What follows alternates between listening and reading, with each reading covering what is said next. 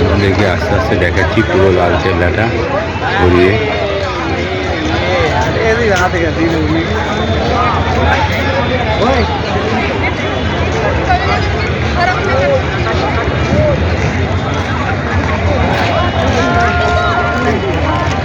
টুম্পা আর ছেলে যথারীতি ছবি ফটো সেশন করছে।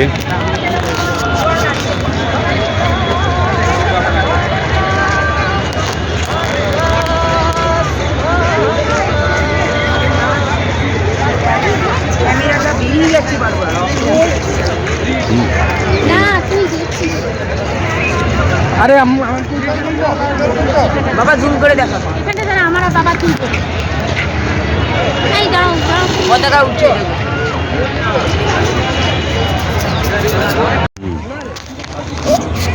দুরন্ত টুম্পা থেকে আমি এখন শৈবাল বলছি।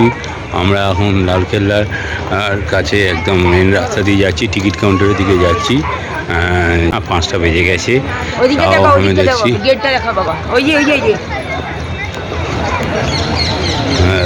দেখিয়েছি।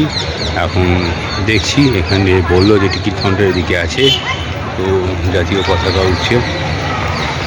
এখান থেকে সব ভাষণ দেওয়া হয়। টুম্পা এগিয়ে যাচ্ছে লালকেল্লার গেটের দিকে, যেখান থেকে এন্ট্রেন্স খুব সম্ভবত। তো যাই হোক, অনেকটা এরিয়া জুড়ে রয়েছে। আমরা এখন যাওয়ার চেষ্টা করছি সেই জায়গাটায়। আমরা পাশ দিয়ে হেঁটে যাচ্ছি, লালকেল্লার পাশ দিয়ে। দুরন্ত টুম্পা থেকে আপনারা শেয়ার এবং সাবস্ক্রাইব অবশ্যই করবেন আমাদের এই দুরন্ত টুম্পা চ্যানেলটাকে।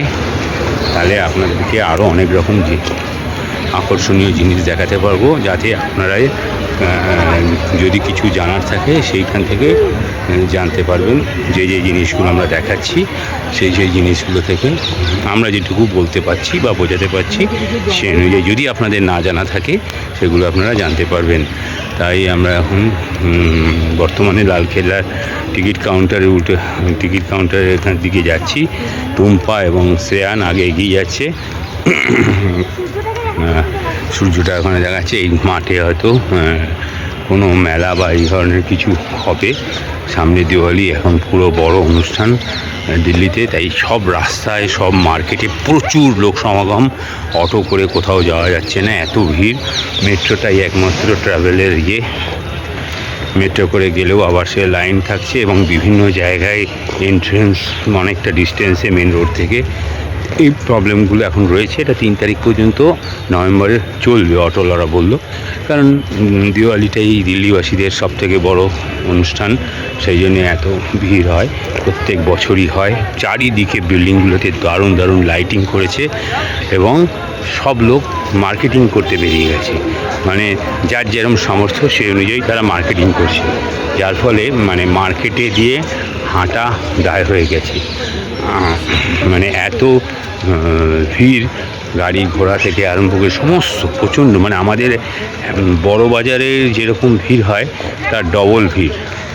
আমাদের পুজোর সময় বড় বাজারে যেরকম ভিড় হয় তার ডবল ভিড় এইখানে সব মার্কেটগুলোয়। এবং প্রচণ্ড মানে লোকজন এখন।